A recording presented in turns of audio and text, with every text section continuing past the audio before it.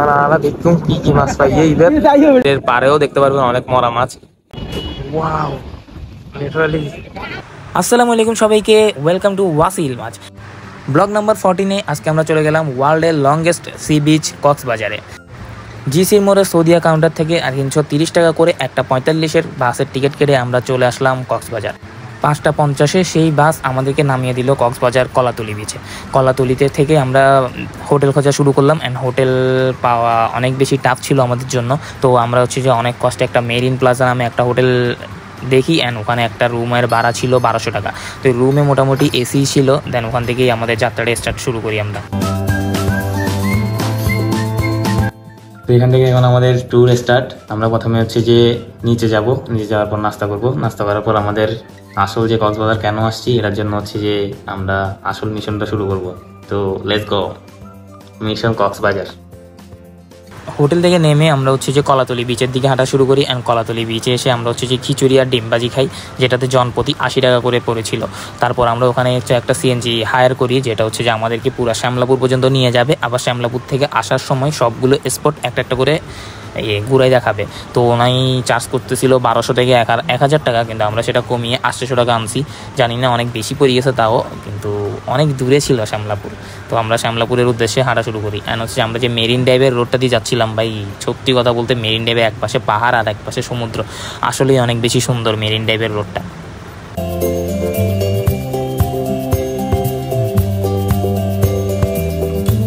যাওয়ার পথে আমরা রেজুখালটাও দেখি। রেজুখালে প্রবেশ করার মধ্যেই আমাদেরকে হচ্ছে যে চেকপোস্টে চেক করা হয়। তখন আমরা বলি যে আমরা ইনানিতে যাচ্ছি। আসলে আমাদের যে সিএনজি ড্রাইভার ছিল উনি আমাদেরকে শিখিয়ে দিয়েছিল কীভাবে কী বলতে হবে, কীভাবে বিজিবি থেকে বাঁচা যায়। তো উনি আমরা যখন শ্যামলাপুর বলছি তখন ওনারা বলতেছে শ্যামলাপুর কেন, বা শ্যামলাপুরে কেন যাচ্ছি। তখন আমরা বললাম যে ঘোরার জন্য যাচ্ছি, কিন্তু ওনারা মানে বিশ্বাস করতে চায় না, বিকজ অফ ওইদিকে অনেক বেশি আকাম কুকাম চলে। বুঝছেন তো, মানে আকাম কুকাম মিনিংটা কি বুঝাতে চাচ্ছি আমি। তো সেজন্য ওখানে কেউ যাইতে দেয় না। Then finally we reach in Shyamlapur beach. যদিও এখানে কেউ আসে না, কিন্তু বহুত মাছ পাই গই একগুলো আর দেখুন কি কি মাছ পাই এখানে। ওরা অনেক বাড়া মাছ পাইছে। আই ডোন্ট নো বাড়া মাছ কি, কারণ আমি মাছ চিনি না। তো এগুলোর এই বাড়া মাছ বলে মেবি। এখানে অনেক মরা মাছও পড়া ছিল। এখানে আমি অনেক বিচে হাঁটার সময় দেখছি। এই বিচে হচ্ছে যে লিটারালি অনেক বেশি হচ্ছে যে মাছের গন্ধ। যারা হচ্ছে যে মাছের গন্ধ সহ্য করতে পারেন না তারা হচ্ছে যে এই বিচে আসার দরকার নাই, এই বিচটি স্কিপ করবেন আপনারা। আর যারা হচ্ছে যে মনে করবেন যে মাছের গন্ধ সহ্য করে আমরা অনেক সৌন্দর্য দেখতে চাচ্ছি, তারা হচ্ছে যে এই বিচে আসার প্ল্যান করতে পারেন। বিকজ অফ এই বিচে অনেক বেশি ডিঙি নৌকা দেখতে পাচ্ছেন আপনারা। এই ডিঙি নৌকাগুলো অনেকগুলো মাছ আছে। তো এই মাছগুলো হচ্ছে যে অনেক দিন থাকে, তো অনেক মাছ হচ্ছে যে পচে যায়। তো ওই পচে যাওয়া মাছ থেকেই গন্ধ বের হয়। এন্ড হচ্ছে যে অনেক মাছ আপনি সমুদ্রের পাড়েও দেখতে পারবেন, অনেক মরা মাছ ওরা যেগুলো ফালাই দেয় আর কি। তো এই মরা মাছ থেকেই অনেক বেশি গন্ধ আসতেছে, ঠিক আছে। তো হচ্ছে যে গন্ধ সহ্য করতে না পারলে আপনারা হচ্ছে যে এই বিচে আসবেন না। আমাদের পরের গন্তব্য হচ্ছে পাটুয়ার টেক, কারণ চামলাপুর থেকে আসার পথেই এই বিচটা পড়ে। তো আমরা এখানে অনেক বেশি পাথর দেখতে পাই। পাথরের সৌন্দর্যে আসলেই পাটুয়ার টেককে অনেক বেশি সৌন্দর্য মনে হয়। আপনি কক্সবাজার এসে যদি পাটুয়ার টেক না আসেন তাহলে আপনি অনেক কিছুই মিস করে যাবেন। তো কক্সবাজারের সৌন্দর্য যদি মিস করতে না চান তাহলে অবশ্যই আপনাকে পাটুয়ার টেক আসতেই হবে। আমরা এখন আছি পাটুয়ার টেকে। পাটুয়ার টেকে অনেক পাথর দেখেন, পাথরগুলো যত অনেক বেশি পিচ্ছিল আর অনেক বেশি হচ্ছে দাঁড়ালো। সো আপনারা হাঁটার সময় অনেক বেশি সতর্কতা অবলম্বন করবেন। পাটুয়ার টেকের পরে আমরা ইনানি পড়েছিল, কিন্তু আমরা ইনানিতে না থেমে আমরা চলে এলাম হিমছড়ি ঝর্ণায়। হিমছড়ি ঝর্ণাটা দেখার জন্য আসলেই আমি ভিতরে প্রবেশ করলাম, কিন্তু লিটারালি ভাই ঝর্ণাটা এত ছোট হবে আমি চিন্তা করি নাই। বিকজ অফ খইয়াছড়া ঝর্ণা যদি আপনি দেখে থাকেন তাহলে আপনার কাছে এই ঝর্ণাটা অনেক বেশি ছোট মনে হবে, আর এই ঝর্ণা আপনাকে তেমন একটা আনন্দ দিতে পারবে না। কিন্তু আপনি যদি খইয়াছড়া ঝর্ণাটা না দেখে থাকেন তাহলে এই ঝর্ণাটা আগে আপনার মনে হবে যে আসলে অনেক সুন্দর। তারপর ভাই 246 থেকে 250 সিঁড়ি পাড়ি দিয়ে হচ্ছে যে আমরা হিমছড়িতে উঠি। হিমছড়ি পাহাড়ের উপর উঠার পর ভিউটা দেখেন একবার ভাই। লিটারালি কক্সবাজার আসা যদি সার্থক হয়ে থাকে তাহলে এটা হিমছড়ির জন্যই সার্থক হবে, কারণ হচ্ছে যে এখান থেকে ভিউটা জাস্ট ওয়াও। তো বিকেলবেলা আমরা আবার সুগন্ধা বিচের উদ্দেশ্যে নামা শুরু করি। হচ্ছে যে সুগন্ধা বিচে যাওয়ার পর আমরা অনেক মানুষের কোলাহল দেখতে পাই। সকালবেলা যে সুগন্ধা পয়েন্টে আমরা শান্ত দেখেছি, সেই সুগন্ধা পয়েন্ট এখন মানুষের কোলাহলে অনেক বেশি অশান্ত হয়ে উঠেছে। সাগরের উত্তাপে বোঝা যাচ্ছে সাগরও চাচ্ছে না এত মানুষ আমার কোলে আসে হাজির হোক। মানে ঈদের আগে ভাই 2 দিন বাদে যে কোরবান আসলে এটা যে বুঝেই যাচ্ছে না, মনে হচ্ছে যে এটা আসলে আসলেই উইকেন্ড।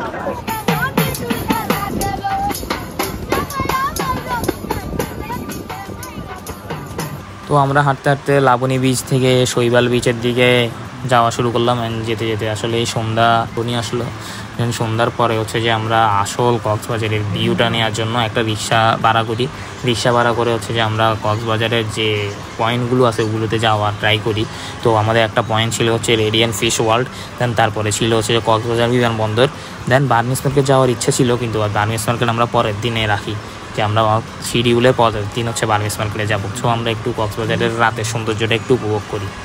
ভ্রমণের ডে 2 এর প্রথমেই আমরা চলে যাই হচ্ছে সুগন্ধা পয়েন্টে, অ্যান্ড ওখানে আমরা হচ্ছে যে সমুদ্রে নামবো। তো নামার জন্য আমরা পুরোপুরি প্রিপারেশন নিয়ে আসি, অ্যান্ড হচ্ছে যে আমরা সমুদ্রে নেমে যাই। এই কেমন অনুভূতি?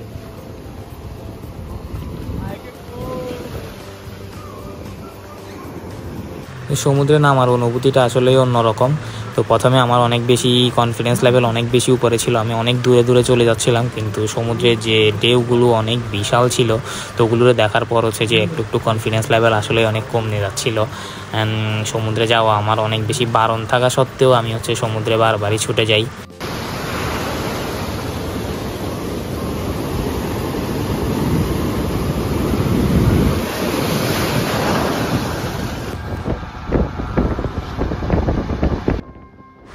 দেন তারপরে 11টার দিকে আমরা চলে যাই রামুর উদ্দেশ্যে। তো রামুতে আমরা যাওয়ার পর রামু যে বৌদ্ধ মন্দিরটা আছে 100 ফিট, ওইটাতে যাওয়ার প্ল্যান করি। তো ওইটাতে যাওয়ার উদ্দেশ্যে আমরা পথে অনেক সুন্দর সুন্দর ভিউ দেখতে পাই, তো ওইটাই এখন ভিডিও করতেছি আমি। আমরা বৌদ্ধ মন্দিরে এসে পৌঁছাই, হচ্ছে যে বৌদ্ধ মন্দিরের উপরে উঠি। আমরা উপরে ওঠার পর যে বুদ্ধটা আছে ওইটা আমরা দেখি। তো প্রথমে আমার মনে হচ্ছিল এটা আসলে 100 ফিট হয়তো হবে না, কিন্তু এটার কাছে যখন গেলাম তখন আমার অনেক বেশি পিচ্ছি লাগতেছিল।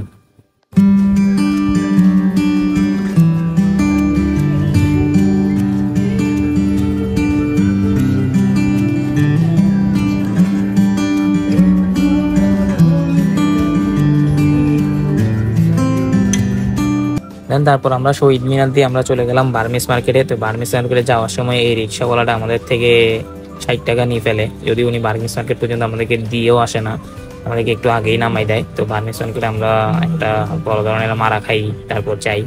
বার্মিজ মার্কেটে ঢোকার পর আসলে এখানে দেখি যে ওখানে তেমন কিছু নাই ভাই। আপনার বার্মিজ মার্কেট থেকেও সমুদ্রের পাড়ে আরো অনেক ভালো কিছু পাবেন, যদিও এখানে একটু কোয়ালিটিটা একটু ভালো থাকবে বার্মিজ মার্কেটে, আর পাইকারি দরে পাবেন, সেটাই হচ্ছে যে মূল আকর্ষণ, আর কিছুই না। সব জিনিসপাতি আপনি সমুদ্রের পাড়েই পাই যাবেন। তো ওখান থেকে আমরা কিছু জিনিসপাতি কিনি, কেনার পরে এখানে দেখি যে বার্মিজ মার্কেট অনেকগুলা, তো একটা থেকে কিনি, তারপর আমরা সমুদ্রে যাই। সমুদ্রে যাওয়ার পর আমি এখানে একটা নেইমার জারকে দেখি, নেইমার বাংলাদেশে কি করে সেটা।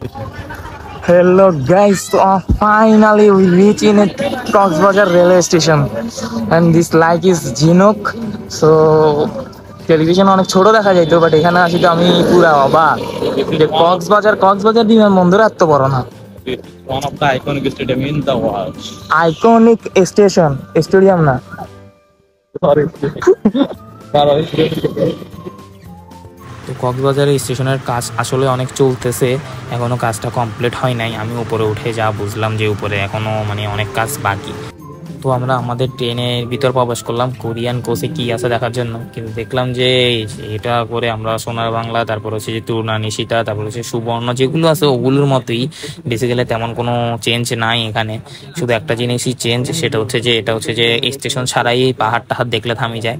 ভাই আমরা পুরা 10টার দিকে হচ্ছে যে আমাদের চট্টগ্রাম পৌঁছানোর কথা, সেখানে 11টা 5-এ আমরা কালুরঘাট ব্রিজের উপর মাত্র, আর চট্টগ্রাম স্টেশন আস্তে আস্তে মেবি 11টা 35-30 হয়ে গেছিল। তো এভাবে স্লোভাবেই যাচ্ছিল আমাদের পর্যটন এক্সপ্রেস। তো এতটুকুই আমাদের কক্সবাজার ব্লগ। দেখা হবে অন্য কোনো ভিডিওতে অন্য কোনো বিষয় নিয়ে। Tata, bye bye.